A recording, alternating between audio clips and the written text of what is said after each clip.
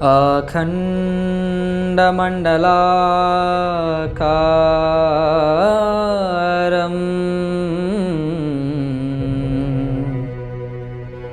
व्यक्तं येन चराचरम् तत्पदं दर्शितं येन तस्मै श्री गुरवे नमः।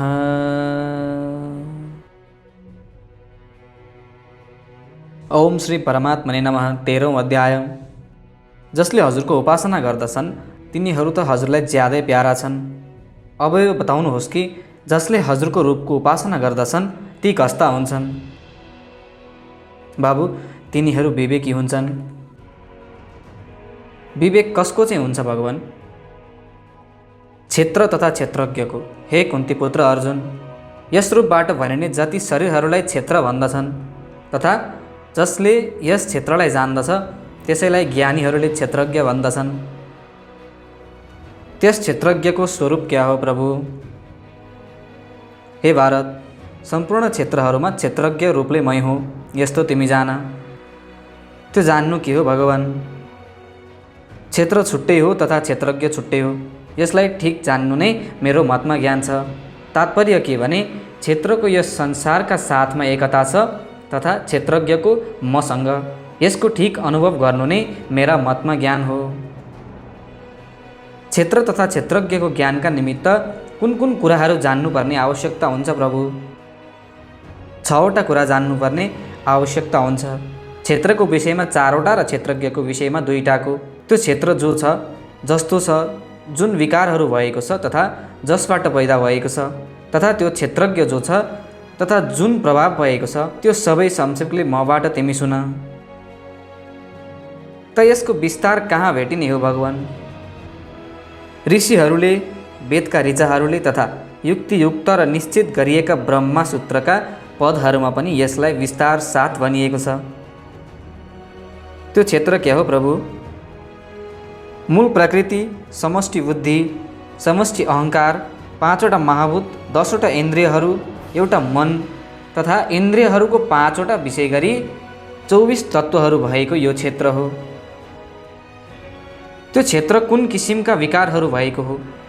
इच्छा, द्वेष, सुख, दुःख, शरीर, प्राण शक्ति तथा धारणा शक्ति, यसरी 7वटा विकारहरू सहितको यस क्षेत्रका विषयमा संक्षेपले मैले भनेको छु। विकारहरू सहितको क्षेत्र यस्तो रूपले कसरी देख्ने भगवान? आफूमा श्रेष्ठता छ भन्ने यस अभिमानको अभाव हुनु, आफूमा देखावटीपना नहुनु, शरीर, मन तथा वाणीद्वारा कसैलाई किन्चिन मात्र पनि दुःख नदिनु, क्षमाको भाव रहनु, शरीर, मन तथा वाणीको सरलता हुनु, ज्ञान प्राप्तिका लागि गुरुसँग गएर उहाँको सेवा आदि गर्नु, शरीर तथा अन्तःकरणको शुद्धि गर्नु, आफ्नो लक्ष्यबाट विचलित नहुनु, मनलाई भस्म गर्नु, इन्द्रियका विषयहरूमा वैराग्य हुनु, अहङ्कार रहित हुनु, वैराग्यका निम्ति जन्म, मृत्यु, वृद्धावस्था तथा रोगहरूमा पनि दोषहरूको मूल कारणलाई देख्नु, आसक्ति रहित हुनु, स्त्री, पुत्र, घर आदिमा तल्लीन नहुनु, अनुकूलता प्रतिकूलताको प्राप्तिमा चित्तको स्थिति सधैँ सम रहनु, अनन्य योगद्वारा ममा अभ्याविचारिणी भक्ति हुनु, एकान्त स्थानमा रहने स्वभाव हुनु, जनसमुदायमा प्रीति नहुनु, परमात्माको सत्ताको नित्य निरन्तर मनन गर्नु, सबै ठाउँमा परमात्मालाई नै देख्नु। यस्ता 20 साधनहरूद्वारा शरीर यस रूपले देखिने लाग्नेछ। शरीरलाई यस रूपबाट देख्नु चाहिँ ज्ञान हो तथा यसका विपरीत शरीरलाई आफ्नो स्वरूप देख्नु चाहिँ अज्ञान हो। यस ज्ञानबाट प्राप्त हुन आउने तत्त्व क्या हो प्रभु? श्रेय तत्त्व हुनुहुन्छ। म यस ज्ञेय तत्त्वको वर्णन गर्नेछु जसलाई जान्नाले अमरत्व प्राप्ति हुन जान्छ।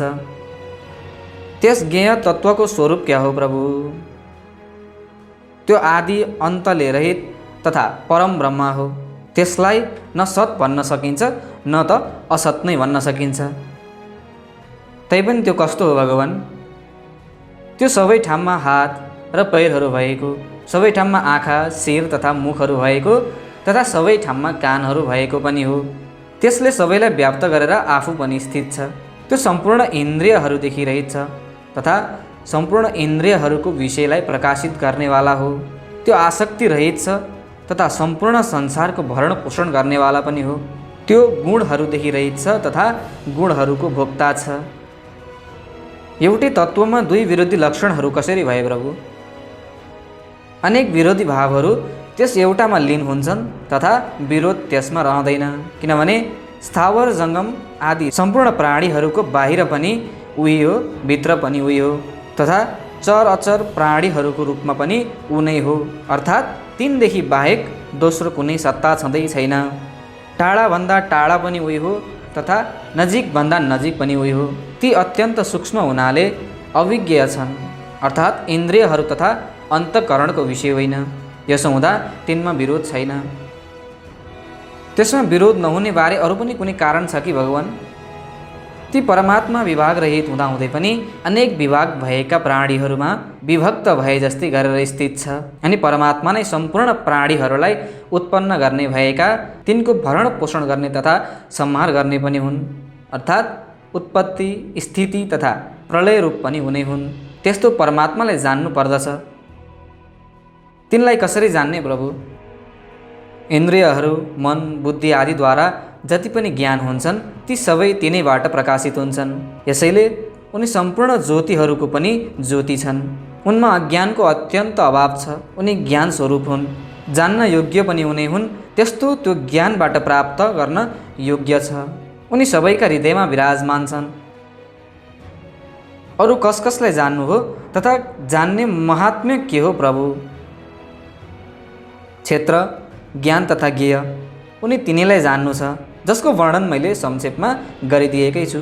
यी तिनैलाई ठिक ठिक जान्ने भएको मेरो भक्त मेरो आफ्नो भावलाई प्राप्त हुन जान्छ, अर्थात् त्यसलाई मेरा साथमा अभिन्नताको अनुभव हुन जान्छ। भक्तले त क्षेत्र, ज्ञान तथा ज्ञेय यी तिनैलाई जानेर हजुरसँग अभिन्नताको अनुभव गरिहाल्छ। तर जुन साधक केवल ज्ञान मार्गद्वारा नै अगाडि बढ्न चाहन्छ त्यसलाई के जान्नु आवश्यक छ प्रभु? त्यसका निम्ति प्रकृति तथा पुरुष यी दुवैलाई भिन्न भिन्नै जान्नु आवश्यक छ। प्रकृति तथा पुरुष यी दुवै नै अनादि हुन्। जब यी दुवै अनादि हुन् अनि फेरि यी गुण तथा विकारहरू कसबाट पैदा भए प्रभु? गुण तथा विकारहरू प्रकृतिबाटै पैदा हुन्छन्। यिनदेखि बाहेक कार्य कारण तथा कर्तापनमा पनि प्रकृति नै हेतु हुन्छ। पुरुष चाहिँ केमा हेतु हुन्छ महाराज? पुरुष चाहिँ त सुख दुःखको भोक्तापनमा हेतु हुन्छ।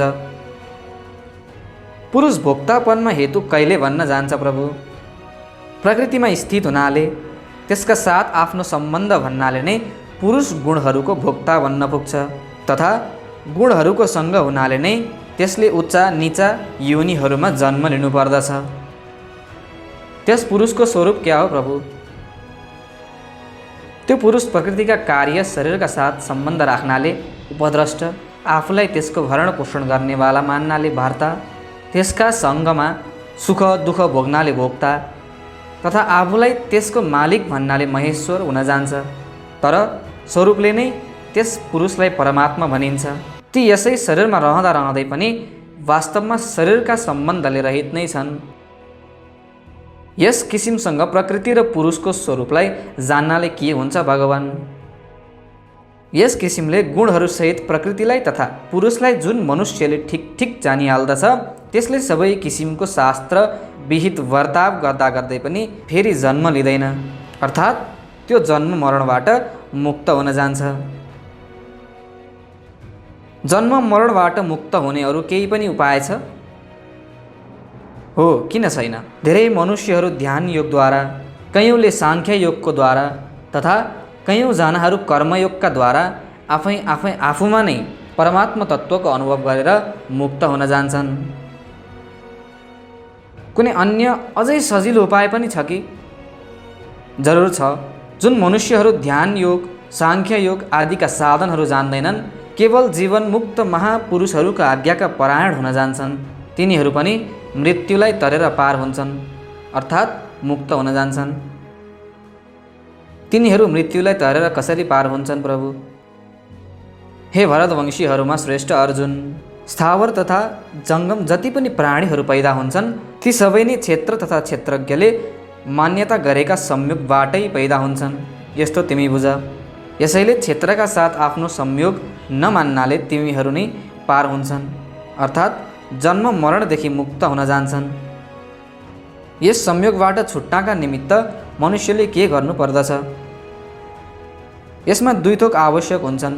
स्वतः सिद्ध परमात्माको सम्बन्धलाई चिन्नु तथा प्रकृतिबाट सम्बन्ध तोड्नु। विषम संसारमा जो समरूप स्थित छ तथा नष्ट हुनेहरूमा जो अविनाशी रूपले स्थित छ तथा जो परमेश्वर छ, यसरी आफ्नो परम स्वरूपलाई जसले देख्दछ वास्तवमा त्यसैले ठिकसँग देखेको हो, अर्थात् त्यसलाई वास्तविक स्वरूपको अनुभव हुन जान्छ। सबै ठाउँमा समान रूपले परिपूर्ण परमात्माका साथ एकता हुनाले शरीरका साथ तादात्म्यको अभाव हुन जान्छ अनि त्यसले आफैद्वारा आफ्नो हत्या गर्दैन, अर्थात् शरीर मरेमा आफू पनि मरेको मान्दैन र त्यसैले त्यो साधक परम गतिलाई प्राप्त हुन जान्छ। प्रकृतिबाट सम्बन्ध कसरी चुडाउने? सम्पूर्ण क्रियाहरू प्रकृतिद्वारा नै हुन्छन्।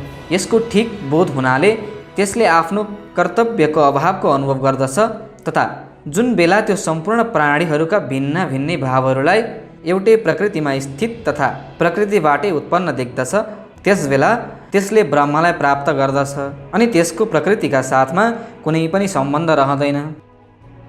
यस्तो किन हुन जान्छ प्रभु? हे कुन्ती नन्दन, यो पुरुष स्वयं अनादि तथा गुण रहित हुनाले स्वयं अविनाशी परमात्मा स्वरूप नै छ। यो यस शरीरमा नै रहे बसेको देखिन्छ तापनि वास्तवमा न केही गर्दछ न लिप्त नै हुन्छ, अर्थात् यो कर्ता वा भोक्ता कुनै पनि होइन। यो भोक्ता कसरी होइन प्रभु? जसरी आकाश सर्वत्र व्याप्त हुँदाहुँदै पनि अत्यन्त सूक्ष्म हुनाका कारणले कुनै वस्तु व्यक्ति आदिमा कहिले लिप्त हुँदैन, त्यसरी नै यो पुरुष सबै ठाउँमा परिपूर्ण भएर पनि कुनै शरीरमा किञ्चिन मात्र पनि लिप्त हुँदैन। अनि यो पुरुष कर्ता चाहिँ कसरी भएन भगवान्? हे भारत, जसरी एउटै सूर्यले सम्पूर्ण विश्वलाई नै प्रकाशित गर्दछ, यसरी नै यस क्षेत्रज्ञले सम्पूर्ण क्षेत्रलाई प्रकाशित गर्दछ। त्यसो हुँदा यो क्षेत्रज्ञ प्रकाशक मात्र हो। यस प्रकारले जसले ज्ञानरूपी नेत्रद्वारा क्षेत्र तथा क्षेत्रज्ञको भेदलाई तथा कार्य र करणसहित सम्पूर्ण संसारदेखि आफूलाई अलगिएको अनुभव गर्दछन्, तिनीहरूले परमात्मालाई नै प्राप्त गर्दछन्। 13औं अध्याय समाप्त।